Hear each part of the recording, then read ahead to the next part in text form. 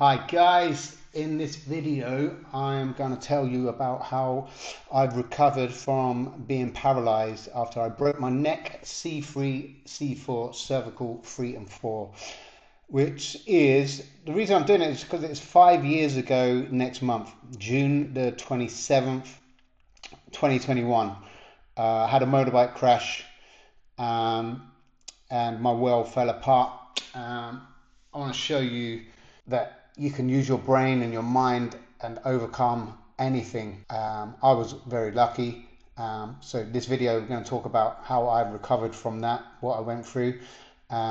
If you are struggling with anything type of adversity, physical health, mental health, anything like that, then you message me and I am here to help you. That's what I do. I coach people, not just physical, not just weight loss, muscle gain, to beginners, home gym, marathon, triathlon, walking, hiking, diet, anything. If you need help with, I'm going to motivate you to help you further. So just message me, or if you want, you can click on the link and you can get the 4 weeks of free coaching, what I'm about. Okay, so yeah, let's get into this. So what happened? Yes, we had the gym. It was going fucking brilliant. 2020, January 2020, the gym, Fitness Flex, over 500 members and £500,000 business was rolling. £500,000 turnover. Our gym, we had succeeded and we had made it, me and Becky and our staff and our community. That was January 2020. February 2020, we got hit with lockdown. We lost our business. It went down to half. We had to pay the rent for the next 2 years. Shit hit the fans. It was pretty depressing. I got out of shape-ish, less training, less cared about it. Pretty pissed off, back into bad habits, smoking, cigarettes, drinking beer, and onto enduros, motocross bikes, out on the motorbikes. Fast forward a year, June 27th, 2021 is a time I'll never forget. You can see some pictures there. I was not in bad shape. I was a bit bigger than I was, bulking up, let's say, bulking up. And here's a picture of me the week before a motocross or enduro event, enjoying it.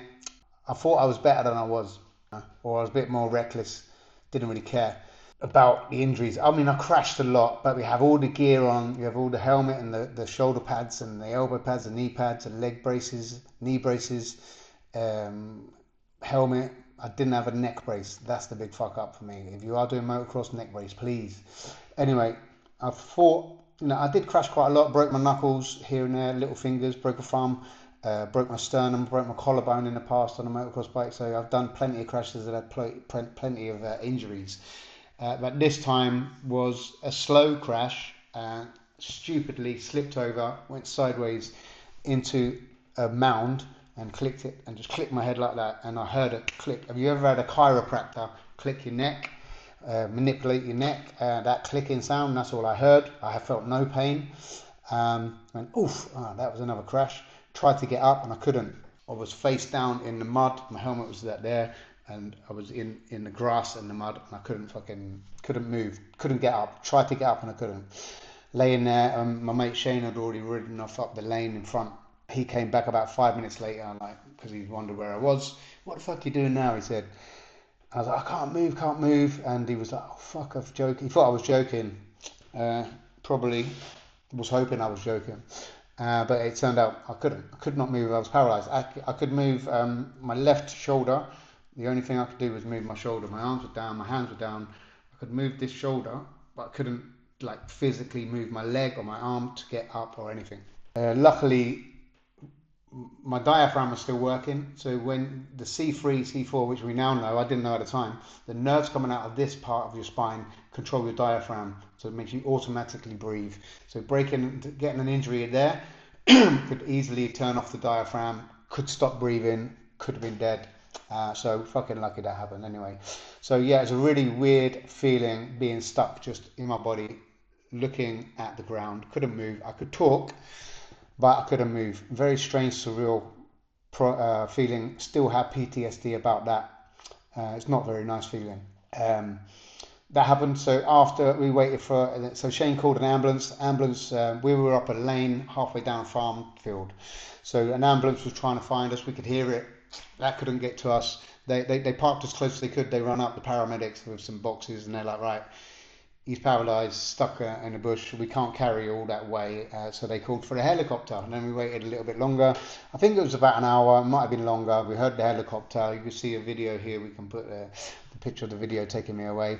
The paramedics turned up, rolled me over, gave me ketamine, which was nice, but I was delusional. I just thought it was like because there was no pain and there was nothing like.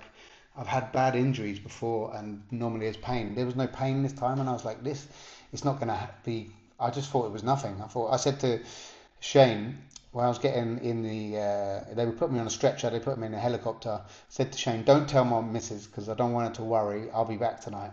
Obviously, that fucking did not happen. But they did say they were trying to tell me, "Move your hands, move your fingers. Couldn't do that. Move this." Move your toes, and apparently I did move one of my toes, so it was like a glimmer of hope. I can't remember if Shane told me then or told me later on, but there was a glimmer of hope for them. But basically I was paralysed, and they took me to Southampton neurological ward, and I was into ICU, intensive care unit, and stuck on morphine. I could only move my head and I could talk. They gave me like an iPad, like on a frame, and I was laying down, and there was an iPad there so that they could do phone calls to Becky, because this was during COVID, so she wasn't even allowed to come into the hospital to see me. So it was very worrying for her. In the COVID, in the ICU, then I managed to start being able to use one of my hands. I believe, I think it was my left hand. Pretty bad. When they did let visitors in, I can't remember how many days afterwards, but they said to my sister, he's never going to be able to walk again. They say this stuff to people right there when I'm laying there, or I'm just laying there looking at the ceiling because I can't fucking move. Never going to be able to walk again, which is true for 99.9% of the people that have that injury that I had. So they wasn't being horrible. They was just telling the facts as it's probably going to happen. Then they said to Becky when they let her in eventually, she's paralysed. My sphincter is paralysed as well, so you're going to be wiping his ass. He's got a catheter and a poo bag, and you're going to have to be washing him, cleaning him, wiping his ass for the rest of his life, or your life, our life. Another thing that happened to me, which is embarrassing, I had an erection for 2 days while I was in ICU. It might sound funny, but the doctor was like, "Do you know you've got an erection?" I was like, "No, apparently not." And they all came down, like doctor after doctor, nurse after nurse, and lifting it up and having a look. And he was saying, well, basically it's very dangerous because your body is sending blood to the wrong place for the wrong reasons, and it could be dangerous. But yeah, that was just one of the things that happened. So Becky was told that I would never. They told her I'd never walk. Yeah, I felt a bit depressed, probably as you can imagine. One night, I thought, this is it for me. I'm done. I'm never going to walk again. I'm paralysed. I fucked up big time. I was not happy. Felt sorry for myself. But then I remember the book, Joe Dispenza, You Are the Placebo. Positivity. I've read so many books in the last 15 years of doing self-help. Positivity, the Power of Positivity, Dr. Norman Vincent Peale, Power of Positivity, and You Are the Placebo. Yeah, actually quite similar. Joe Dispenza, he was in a bike crash and paralysed. Not paralysed, but he had a spinal cord injury, and he healed himself. But I had one night where I was feeling sorry for myself, and then I woke up in the morning, I was like, fuck this, I'm not accepting it. It's the same thing when I got diagnosed with type 2 diabetes. I said, no, I'm not accepting it. I got a bit delusional. I got a bit of belief. I had access to my left hand and that iPad that was on a frame above me, so I could do video calls and talk to people like that. They put a foot splint on my left leg because you get foot drops, and my foot was just sticking down like that. So they got this splint and they put that on there.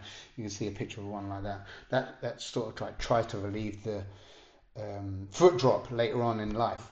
I didn't know what was going on at the time, but if you've got cerebral palsy or you've had a stroke or a spinal cord injury, it's very possible that you know what I'm talking about. I changed that depression into positivity, into delusional self-belief. I said, I don't accept it, I'm not going to have it. I'm very stubborn. And I started to gain a bit of movement. I think I was moving my fingers like really, really slowly, trying to hold a ball. Can't remember it, to be honest.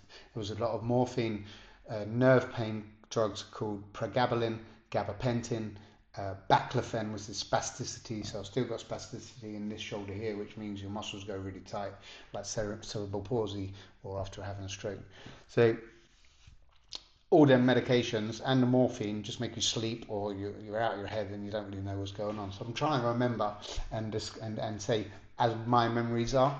But yeah, so the foot was in the sprint, in the splint, which prevented foot drop, which I now only have a mild bit of foot drop. So thank fuck for that. Thank you for them nurses for doing that. Started to gain movement.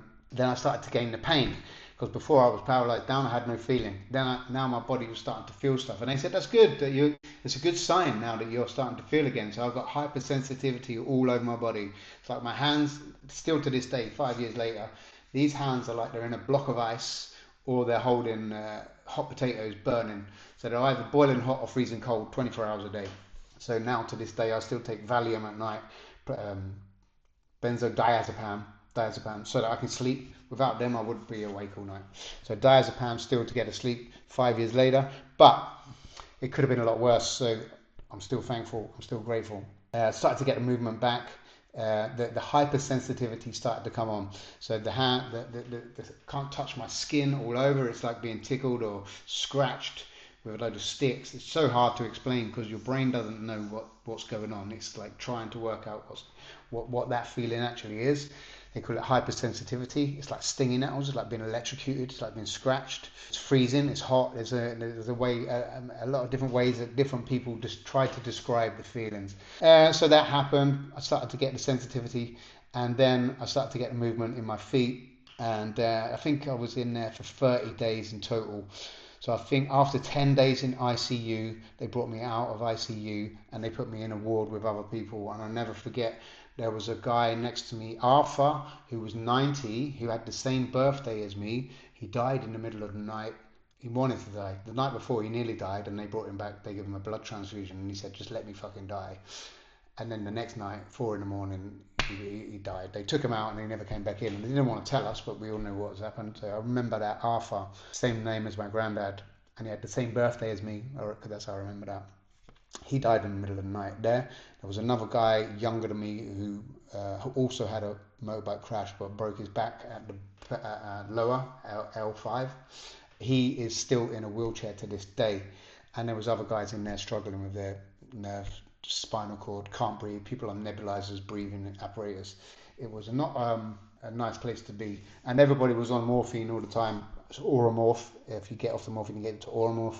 I decided I didn't want that Oromorph before anymore, and that's when I started to get, I think, a bit more like drive and ambition inside of my brain, and I started to get movement back. Eventually, after I don't know how many days, maybe 20 days, say 3 weeks afterwards, I managed to get to the toilet. We had to lift you off onto a wheelchair, and wheelchair you around to a toilet, and then you have to climb from the wheelchair into the toilet. Eventually, one day I was just like, I wanted to stand up on my own, and I got up and got myself onto that wheelchair so that they could take me to the toilet. Obviously, my bowels were paralysed back then, which they still are now. So I didn't go to the toilet. I didn't go to the toilet for 12 fucking days. That was one of the most traumatic things of the whole thing. Had enemas, plenty of enemas. Eventually, I did go a lot in one day. It's like 7 times in one day. It's pretty grim, I know, I'm sorry. I went to the toilet 7 times in that day. It was a big relief, and that was from laxatives and enemas. But that was that there. I started to stand up and get onto the wheelchair. Then they was wheeling me around there. Then one day Becky came in, and I stood up. And she just fucking couldn't believe it, because as far as she knew, I was paralysed for the rest of my life. I was laying down, coming down to Southampton when she could get away from work, get away from Violet, come down and see me. Only allowed in for a certain amount of time, one person per day, per hour because of COVID. Violet wasn't allowed in because she was a kid because of COVID. Um, didn't want to actually, I think, or maybe didn't want to bring her in there because it was too traumatic for her anyway to see me paralyzed. But Becky comes in and I stood up and she just fucking started crying. There's a video up there of me like giving me some crutches and I started to walk again. It was a miracle. I don't know how. Something up there saved me.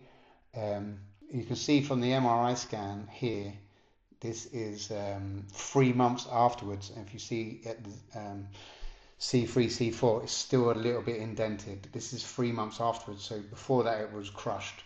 Now it's grown back, but it's got a little bit of a white dot inside. That little white dot is scar tissue that is still there to this day. So that scar tissue is what's blocking the signal going from my brain down to my body. So it stops the feelings in my hands. It stops the temperature nerves. It stops the motor neuron nerves. So my hands move really slowly. The temperature and the feelings are really weird as well. So some parts of my arms are numb and the other side of my arms are like hypersensitive. So that's the MRI scan there. So you can see that I got up, I started walking again with the crutches. I managed to walk to the toilet on my own. They nurses told me off. They said you shouldn't have done that. That was very dangerous. Had to go at me, but I was determined. So after 30 days, they said, listen, you stubborn little bastard. If you can walk up your stairs at the hospital, if you can walk up one flight of stairs, then we'll let you go home and continue your recovery at home with your wife, with your kids. Because my house has got stairs, so they only let you go home if you can do it. So I did. They took me in a wheelchair to some stairs in a corridor in a hospital, and I walked up the stairs, holding onto the railing, one foot, and then another foot, one step, 2 feet at a time, to get up there really slowly. But I did it, so they let me go home. Thank fuck. So via a miracle, I was out. I think within 30 days. I can't remember. I think it was 30 days. Came off the morphine, got up the stairs, walked off, got out of the spinal cord injury. You see the MRI scan. Then I went home and started to recover at home. Now, I was still on pregabalin, gabapentin, and baclofen, which are nerve blanking drugs for people with spinal cord injuries or stroke victims. They basically just turn off everything. So basically my recovery for the next 2 years was pretty much sleep. Don't know how Becky put up with it, but I was trying to learn how to walk again, walking a little bit more. The neck brace came off after a couple more months. The crutches, I was walking with crutches. Then I was pretty much sleeping at night, and then probably sleeping for 3, 4, 5 hours in the daytime as well. That's just probably what your body needed to like try to heal. But eventually I learned to walk again. I remember going back to my gym. Here's a picture of me going. I had to go up the stairs to get into my gym. Picked up some 6 kilo dumbbells and started to try to lift weights again. Bear in mind, before that had been 35 kilo dumbbells, something like that, but for a bench press. Start doing really like just start doing weights again. Went down to the local swimming pool, the aquadrome, and had to get one of them noodles, you know what they have in the swimming pool for the kids, and a big floaty straw, lay on that and swim, and just do half an hour a day of that as well. Learned how to swim like that, doing with the floaty. Then after X amount of months of doing that, I managed to get rid of the floaty. Then I was doing breaststroke. Then after X amount of months, start to try to do front crawl. This arm's fine. It's this shoulder here, it's still got that spasticity in it. Getting in the water is a nerve thing as well for the whole body. The whole skin on the body is like, it's like being electrocuted. So hypersensitive all over your body. So I learned to walk, I learned to swim, got rid of the noodle, did the breaststroke, then I did the front crawl, kept on doing the weights, walked into my gym. Then we learned how to ride a bike again, learned how to cycle. I can't run because of the spasticity in the left leg. The foot doesn't go down fast enough because it's stuck like a spasm, and also the left foot's slightly foot dropped, so it keeps dragging on the floor, keep trying to trip over. So I can now jog, really slowly jog, but I can't sprint. So learned how to ride again. Eventually I came off of the pregabalin, the gabapentin, the baclofen. Been off the morphine since before that, when I left, but we decided to stop taking all these tablets as well because I was just sleeping and not really doing anything and not healing. The healing now is going on 5 years on, and I think it will just keep continuing, getting a little bit better every year, maybe for another 5 years. I think it's going to keep going on. But without the tablets, that's how my body gets used to the real world. With the tablets, your body doesn't really know what's going on, so you don't heal. You're just relying on them tablets forever, and I wanted to get off them. So I got off of them. No more fucking brain tablets. I have to learn how to live with this chronic pain, spasticity, neuropathy, 24 hours a day. Learn to live with it, and your body gets used to it because it's not a real pain. It's like a phantom limb injury when a soldier's had their feet blown off by IC, whatever it's called, the improvised weapons where they blow their legs off, or a mine. They still have pain in their feet even though they haven't got feet. Okay, that's the brain playing tricks on it. That's called a phantom limb injury, and that's similar to what I believe is this. There's nothing. My hands are not on fire, even though they feel like they're on fire. So the brain is tricking itself. Only if with my eyes I can look at it and I can see that they're not. And that's part of this learning to live with this chronic pain and dealing with it, and it will go away eventually, hopefully, in 5 years. I don't know how long, but we're raw dogging it. We're not taking pregabalin. We're not a fucking alcoholic. We're not on morphine. We're not smoking weed. We are raw dogging it. In fact, exercise is the one thing that just takes everything away. Hard exercise. When all you can think about is breathing, you can forget about the pain in your hands. So yeah, I learned to cycle again because cycling is different to running. The where it's attached to the pedal, it pulls the other foot around. So it's not the same as putting all that energy into the left hand, the left hip and the left foot. It sort of carries it on. Literally learn to ride again and learn to walk again, got back to the gym where we help people out. Well, we did help people out at Fitness Flex. And I got a group together and we went to Kilimanjaro. I took a team of, I can't remember how many people, 10 of us, we went to Kilimanjaro. I raised some money, can't remember how many thousands, for the air ambulance, Dorset air ambulance, the people that saved me. We took them there. We've since been back to Kilimanjaro 3 times. It's not running, it's not climbing, it's hiking. It's not easy. I only made it up there 2.5 times. The 3rd time I got altitude sickness and didn't make it up there, but we've been there 3 teams, 3 times we've been back to Kilimanjaro. Since then I learned how to ride. We, as in me and my mates, teams, we rode from London to Brighton in the actual race thing, the event. Then self-sufficiently we did London to Paris. Self-sufficiently we did, and then we did from Switzerland over 4 days through the Alps, through France, Germany or Austria, and into Italy all the way to Milan, 4 days non-stop, all the way over the Alps. Then we went back again and we cycled from Austria into Italy, and we went up Stelvio Pass, which is like the highest accessible pass in the Alps. Really famous, hard mountain to get over. And then just this last year, in September 2025, I did a sprint triathlon, running. I know, yeah, swimming, yeah, riding easy. The run, the 5K, not the fastest, but we did it. And the problem with running, I can do it pretty slowly, but I'm going to be in pain for about 5 days afterwards. So it's done. We just didn't give up. We just kept on saying, I can do this, I can do this, I can do this. We keep pushing. We don't believe. We don't go to the tablets. We don't live on the morphine. We don't just trade. I could just drink and get blottoed every night and fall asleep like that. I could just take all them tablets and feel numb all the time and sleep all the day. I could not try the cycling, the running, the hiking, or I can push on because I wanted more in my life, and I believe that I was spared to be here, maybe to inspire people to do more, to achieve more, maybe to help people as we do help people now.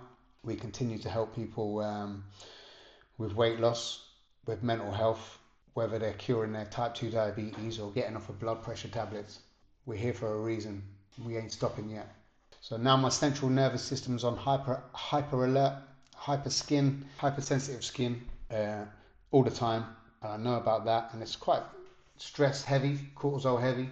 Taking diazepam to get to sleep at night is probably not the most healthy thing in the world, but without it, there would be no sleep. So I'm fucking just grateful that there was 1 millimeter left in my spine that didn't crush my diaphragm nerve, didn't kill me, that it came back that I got my movement back, I've got my feeling back, I've got my life back. I'm here for my kids, I'm here for my wife, I'm here to look after people again, I'm here for running a business again, to help people as much as I can. If we look at Eddie Kidd, remember Eddie Kidd? You probably don't remember him if you're not as old as me. Eddie Kidd was like Evel Knievel of England, motorbike stunt rider. He did exactly the same as me, and he was paralysed forever for the rest of his life. That could have been me, should have been me. But I'm a true believer that I'm here for a purpose to help people, um, and that's what I'm here for now. I don't ride motorbikes anymore, not allowed. I probably would if I could, but I'm not allowed, so I wouldn't put them through that again. I'm here to help people and help them people believe that they can achieve more. Whatever it is you want help with, right? If I can do it, anyone can do it. And when I say that, now you understand. If I can fucking do it, anyone can do it. I cured type 2 diabetes. I got over that. Then after the COVID and the motorbike crash, broken my neck, recovered from that. 99% recovered from that. I'm pretty healthy back in the zone again now. 50 this year, feeling in the best shape I've ever been in. So if I can do it, anyone can do it. So dream, believe, achieve. Okay? Thanks for watching this. I just wanted to get it off my chest. It's 5 years next month. Again, message me if you want help, or click on the link in the description and you can get 4 weeks for free.